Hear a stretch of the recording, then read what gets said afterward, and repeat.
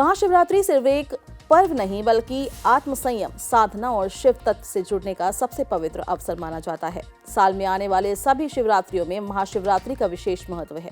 इस रात को भक्त उपवास रखते हैं, रात्रि जागरण करते हैं और शिवलिंग पर जल, दूध और बेलपत्र अर्पित करते हैं।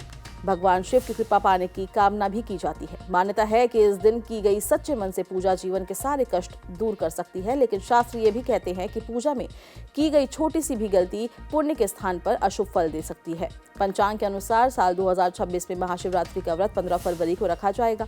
इस दिन शिव और शक्ति के मिलन का पर्व माना जाता है। ऐसे में पूजा के साथ साथ नियमों और मर्यादाओं का पालन करना उतना ही जरूरी होता है।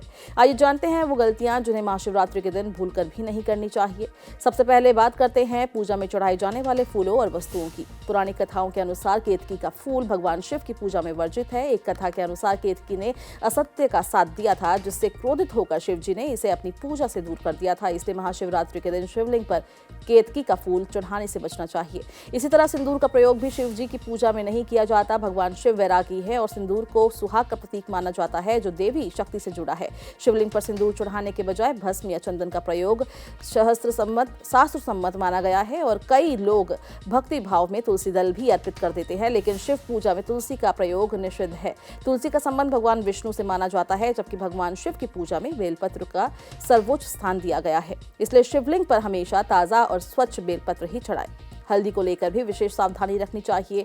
हल्दी को स्त्री तत्व और सौंदर्य से जोड़ा जाता है, जबकि शिवलिंग पुरुष तत्व का प्रतीक माना जाता है। इसी कारण शिवलिंग पर हल्दी अर्पित नहीं की जाती। पूजा में चंदन, भस्म और गंगाजल का प्रयोग अधिक शुभ माना जाता है। बेलपत्र चढ़ाते समय कई लोग अनजाने में गलती कर बैठते हैं। हमेशा 3 पत्तियों वाला बेलपत्र ही अर्पित करें। पत्तियां कहीं से टूटी, कटी या सूखी हुई नहीं होनी चाहिए। बेलपत्र का चिकना भाग शिवलिंग की ओर रखें और इसे उल्टा न चढ़ाएं। ऐसा माना जाता है कि सही विधि से चढ़ाया गया बेलपत्र शिव जी को शीघ्र प्रसन्न करता है।